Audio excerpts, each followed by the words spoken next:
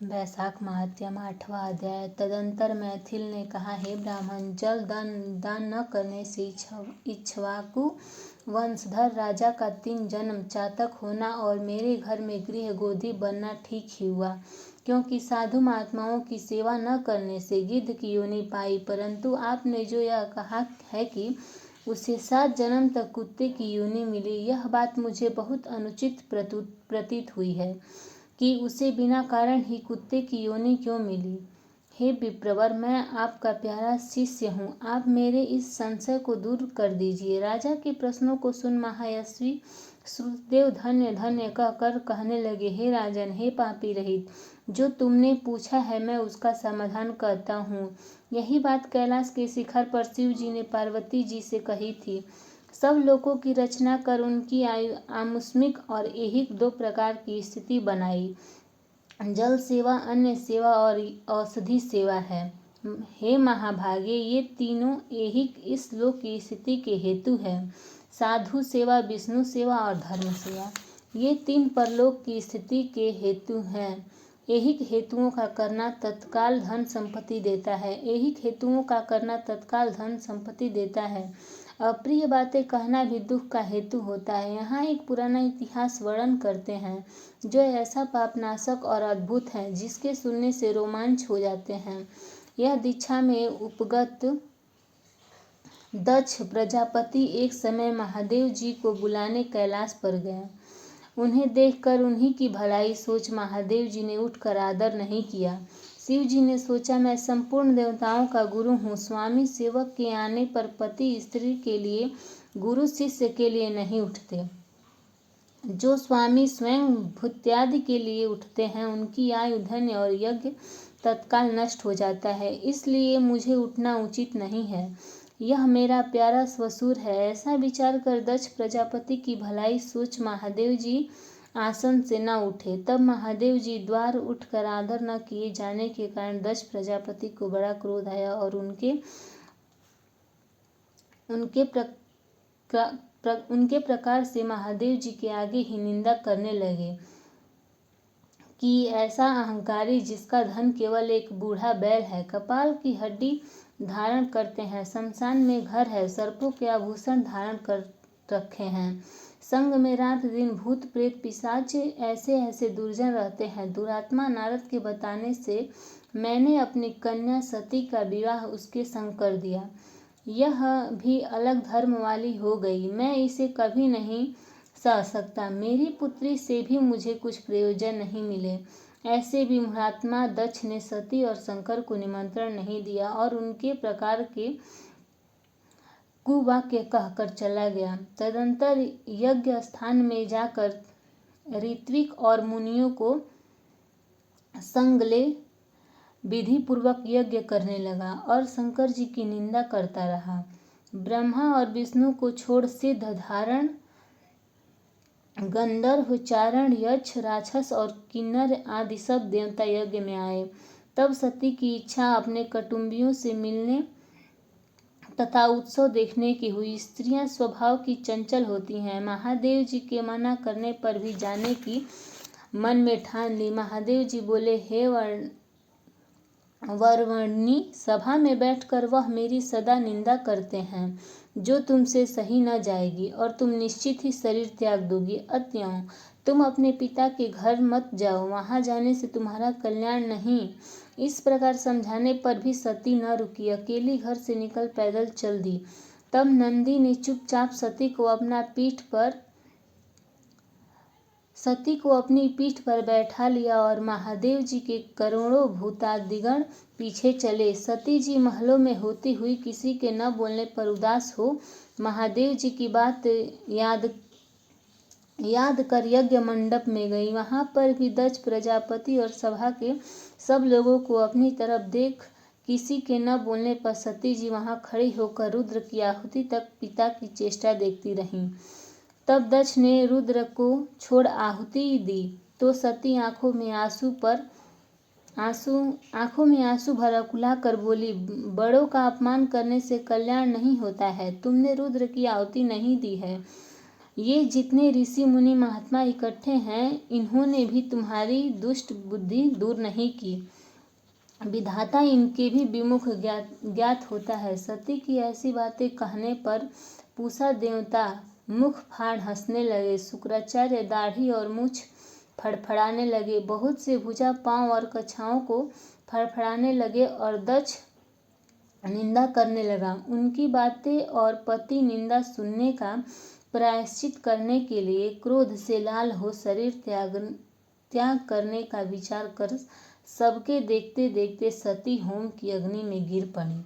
सती के गिरते ही बड़ा हाहाकार मच गया। महादेव जी के गण भागकर शिव जी के पास पहुंचे और सब कथा का सुनाई। शिव जी ने यह सुनते ही उठकर कलात्मक के समान क्रोध से एक जटा उखाड़ पृथ्वी पर दे मारी, जिसमें बड़ा बलवान महाकाय वीरभद्र उत्पन्न हुआ। उसके सहस्र भुजा थी और रूप यमराज के समान था। यह महादेव जी के सम्मुख हाथ जोड़ कहने लगा, क्या आज्ञा है। यह सुन रुद्र भगवान क्रोध करके अपने सन्मुख खड़े हुए। वीरभद्र से बोले कि तुम बड़े बड़े बलवान भूतगणों को अपने साथ ले जाकर मेरे निंदक दक्ष का नाश कर दो, जिसके कारण मेरी प्रिय सती को शरीर त्यागना पड़ा है। महादेव जी की आज्ञा पाकर वे सभी यज्ञशाला में पहुंचे और देवता, असुर, मनुष्य आदि सब सुभटों को मार गिराया। पूषा के दांत उखाड़ डाले तथा दुरात्मा भृगु की दाढ़ी मूछ उखाड़ डाली। जिसने जो अंग फड़काया, उसका वही अंग वीरभद्र ने उखाड़ फेंका और दक्ष के सिर की रक्षा भृगु के मंत्र बल से करने के कारण बड़े उद्योग करने पर भी सिर न काटा। तब रुद्र ने स्वयं आकर उस दुरात्मा का सिर काट अलग कर दिया और यज्ञ में जो आए थे उनका संहार कर गणों सहित कैलाश को चले गए। मरने से जो बचे थे वे ब्रह्मा जी की शरण में आ गए। उनको संग ले ब्रह्मा जी कैलाश पर पहुंचे। महादेव जी का क्रोध शांत कर समझा बुझाकर उन्हें ले यज्ञशाला में गए और जो यज्ञ में मारे गए थे उन सबको जीवन दान कराया। सदाशिव ने दक्ष के धड़ पर बकरे का सिर रख दिया। उसी से उसकी प्रसन्नता के लिए ब किया जाता है।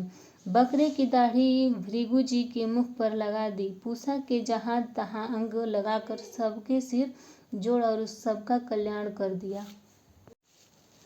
दक्ष का यज्ञ पूरा कराकर देवता अपने अपने स्थानों को गए और शिव जी नैष्ठिक ब्रह्मचार्य व्रत धारण कर गंगा तट पर पुन्नाट वृक्ष के नीचे तप करने लगे। दक्ष पुत्री सती ने हिमाचल के घर उसकी स्त्री मेनका के गर्भ से जन्म लिया और वहीं पर उनका पालन पोषण होने लगा। इतने में तारकासुर नामक एक राक्षस उत्पन्न हुआ और मर्मेष्ठी ब्रह्मा से वर पाया कि सिवाय रुद्र के महाबली पुत्र के तू किसी से भी नहीं मरेगा। यह बात सुन के उसने सोचा कि शिव जी के कोई स्त्री तो हैं ही नहीं, पुत्र कहाँ से होगा। वह सब लोगों और देवताओं को सताने लगा। तब देवताओं ने दुख पा ब्रह्मा की शरण ली। ब्रह्मा ने देवताओं को समझाया कि रुद्र भगवान की पत्नी सती ने पहले अपने पिता के यज्ञ में शरीर त्याग अब हिमाचल के घर जन्म लिया है, जिनका नाम पार्वती है, और रुद्र भगवान हिमाचल के शिखर पर घोर तप कर रहे हैं। किसी तरह पार्वती का परिग्रहण रुद्र भगवान से कराना चाहिए। ब्रह्मा के यह वचन सुन सब देवता इंद्र को लेकर अमरावतीपुरी में गए और बृहस्पति जी से सलाह कर अपने कार्य सिद्धि के लिए इंद्र ने नारद और कामदेव को बुलाया। उन दोनों को बुलाकर नारद जी को हिमाचल के पास कहला भेजा कि वह अपनी पुत्री जो पहले दक्ष की कन्या थी उसको शिव जी की पत्नी बनाने को नियुक्ति करे। नारद जी से जैसा कहा गया था वैसे ही करने चले गए।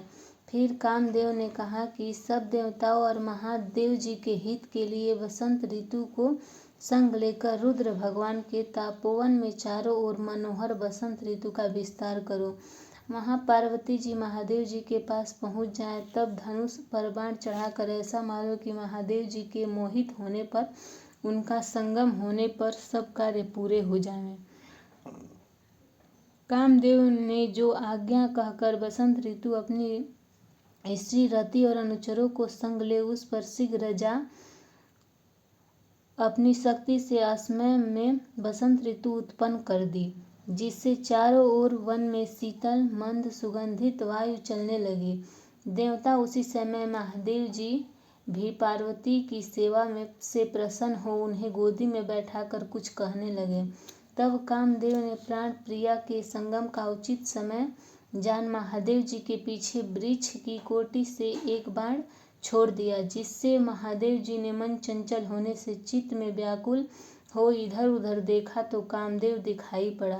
क्रोध से अपने मस्तक के तीसरे नेत्र को खोलकर पार्वती को दूर करके ऐसी तीक्ष्ण अग्नि प्रकट की सब संसार भयभीत हो गया और उस अग्नि से धनुष बाण सहित कामदेव भस्म हो गया। देवता अपनी कार्य की सिद्धि समझ कर तथा बसंत और रति भयभीत हो भाग गए।